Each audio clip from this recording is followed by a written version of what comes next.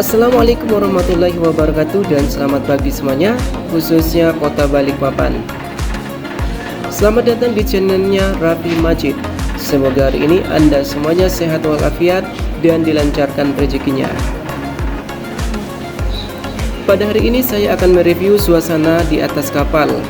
Detik-detik kapal akan bersandar di Pelabuhan Semayang, Kota Balikpapan. Saat ini kapal sudah mendekati Pulau Kalimantan dan telah melewati Selat Makassar. Kurang lebih 1 jam lagi kapal akan segera bersandar di Pelabuhan Semayang, Balikpapan.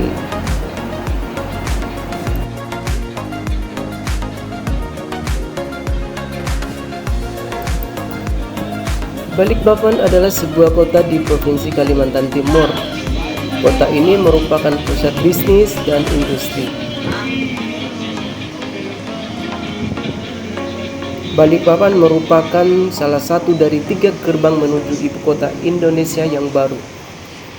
Dengan keberadaan Pelabuhan Semayang, merupakan pelabuhan tersibuk kedua setelah Pelabuhan Samarinda, dan Bandar Udara Internasional Sultan Haji Muhammad Sulaiman merupakan yang tersibuk ketiga di Kalimantan setelah Banjarmasin dan Pontianak. Kalau kita lihat dari jauh, Kota Balikpapan memiliki wilayah berbukit-bukit serta berupa daerah datar yang sempit, terutama berada di daerah aliran sungai dan sungai kecil serta pesisir pantai. Jadi wilayah Balikpapan ini 85% berbukit-bukit dan 12% daerah datar dan sempit, dengan kondisi tanah yang bersifat asam atau gambut serta dominan tanah merah yang kurang subur. Sebagaimana kota ini juga beriklim tropis. Kota ini berada di pesisir timur Kalimantan yang langsung berbatasan dengan Selat Makassar. Memiliki teluk yang dapat dimanfaatkan sebagai pelabuhan laut komersial dan pelabuhan minyak. Kota Balikpapan di sebelah utara berbatasan dengan Kabupaten Kutai Kartanegara. Di sebelah timur berbatasan dengan Selat Makassar. Sebelah selatan berbatasan dengan Selat Makassar, dan sebelah barat berbatasan dengan Kabupaten Penajam Pasir Utara.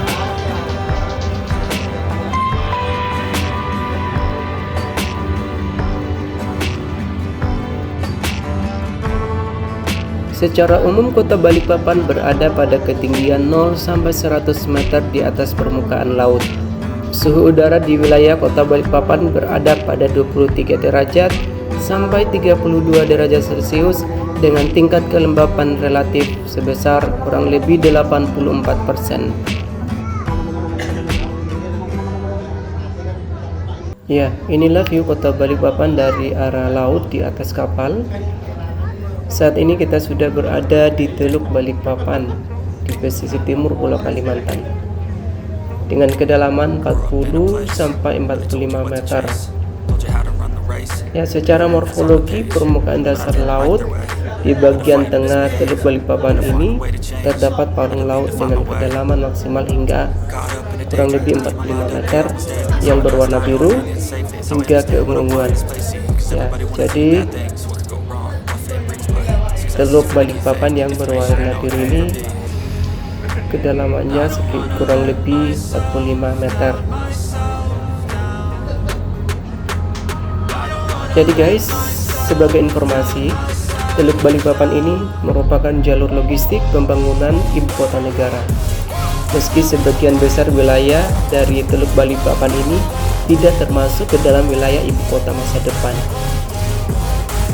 Tidak masuknya Teluk Balikpapan sebagai bagian daripada IKN atau bagian dari perencanaan IKN, tentu hal ini sangat mengkhawatirkan terhadap lingkungan dan sosial wilayah pesisir, terutama habitat flora dan fauna yang sebagian besar tersebar di Asia Tenggara ikut kena dampaknya akibat dari lalu lintas kapal, aktivitas pertambangan, dan limbah.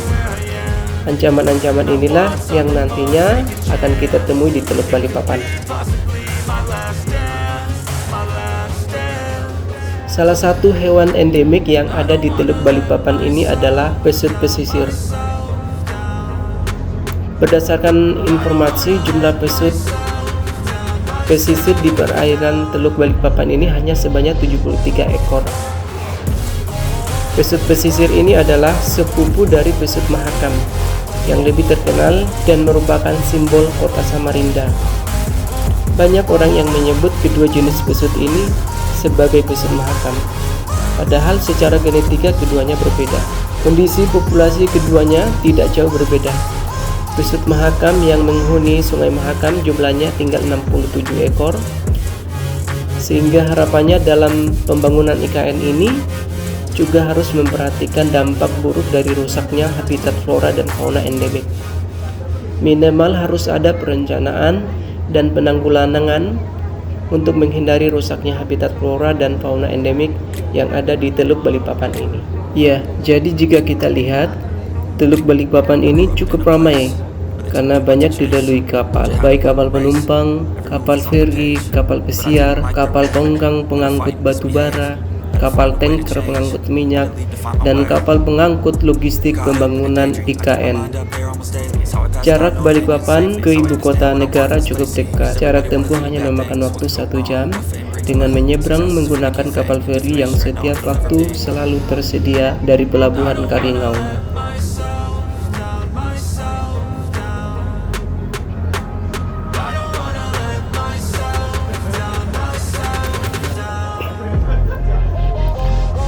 Dengan ditunjang oleh berbagai fasilitas dan infrastruktur seperti bandara, pelabuhan, dan terminal, serta diapit oleh 2 kota besar, memungkinkan sekali daerah Teluk Balikpapan ini menjadi destinasi ekowisata yang dapat menarik wisatawan baik dalam negeri maupun mancanegara. Namun sayangnya, terdapat 5 kawasan terumbu karang yang tidak masuk dalam kawasan konservasi pesisir dan pulau-pulau kecil IKN.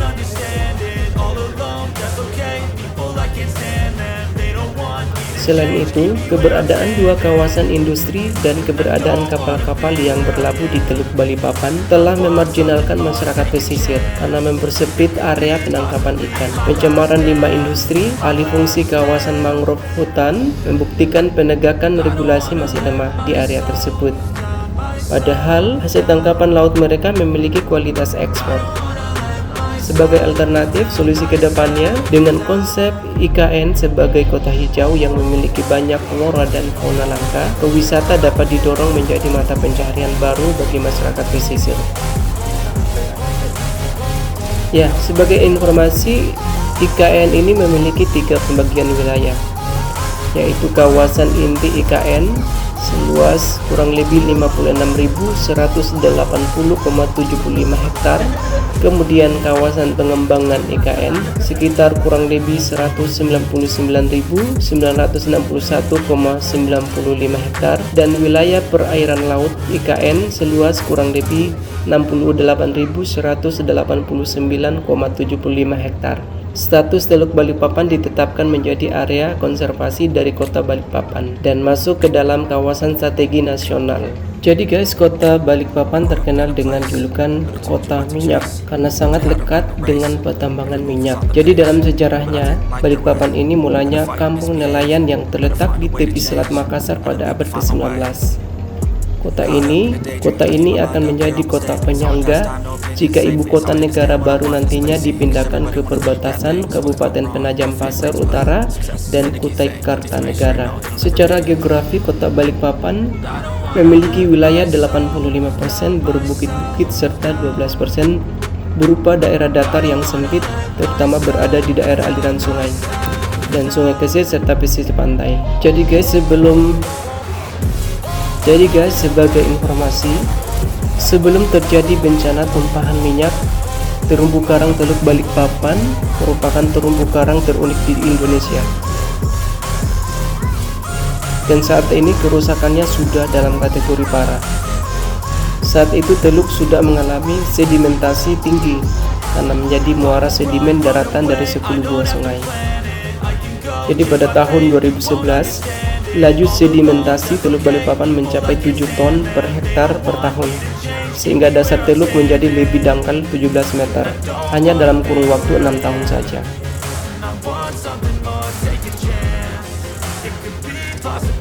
pembangunan industri sawit termasuk kawasan industri Karingau, pemukiman tepi laut yang semakin padat, aktivitas kapal dan transportasi air yang tinggi, serta pertambangan batu bara semakin memperparah kerusakan terumbu karang. Akibatnya terumbu karang mati lantaran air laut berubah menjadi keruh, berwarna kecoklatan dan tercemar. Kemudian terjadinya bencana besar tumpahan minyak itu pada tahun 2018 menjadi kerusakan lingkungan terberat bagi Balikpapan, yang mana sebanyak 4 kawasan terumbu karang seluas 10,4 hektar dipastikan telah rusak. Tragedi tersebut sangat disayangkan, mengingat pemulihan terumbu karang karena bom ikan saja membutuhkan waktu ratusan tahun lamanya.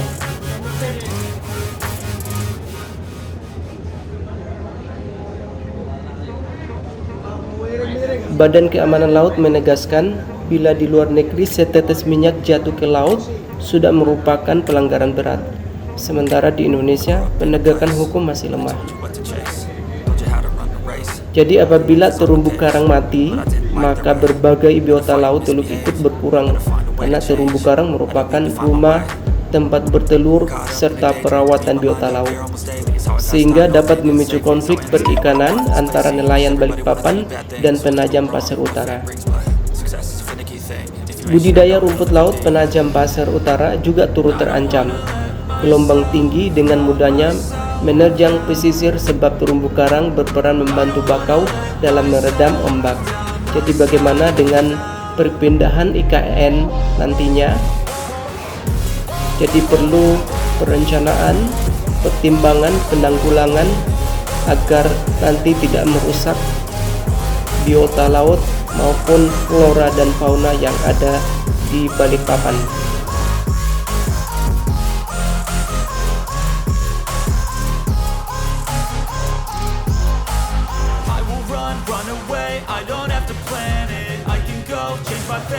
Baik guys, saat ini tinggal beberapa meter lagi kita akan bersandar di Pelabuhan Semayang, Kota Balikpapan. Ya, seperti yang Anda lihat di bawah sana sudah ada kapal tunda atau kapal tugboat. Jadi kapal ini digunakan untuk melakukan manuver atau pergerakan untuk menarik atau mendorong kapal yang lebih besar untuk mendekati pelabuhan atau untuk lepas dari pelabuhan. Jadi kapal tugboat biasanya memiliki kemampuan manuver yang tinggi, tergantung dari unit penggerak. Biasanya kapal tugboat dengan penggerak konvensional memiliki baling-baling di belakang, efisien untuk menarik kapal dari pelabuhan ke pelabuhan lainnya. Jenis penggerak lainnya sering disebut sebagai Scuttle Propulsion System, di mana baling-baling di bawah kapal dapat bergerak 360 derajat, atau sistem propulsi Voigt Schneider yang menggunakan semacam pisau di bawah kapal yang dapat membuat kapal berputar 360. Baik guys, demikianlah informasi tentang Teluk Balikpapan, Pelabuhan Semayang dan Kota Balikpapan, serta ibu kota negara masa depan. Dan saat ini detik-detik kapal akan bersandar di Pelabuhan Semayang. Semoga video ini menghibur Anda. Terima kasih dan sampai jumpa. Assalamualaikum warahmatullahi wabarakatuh.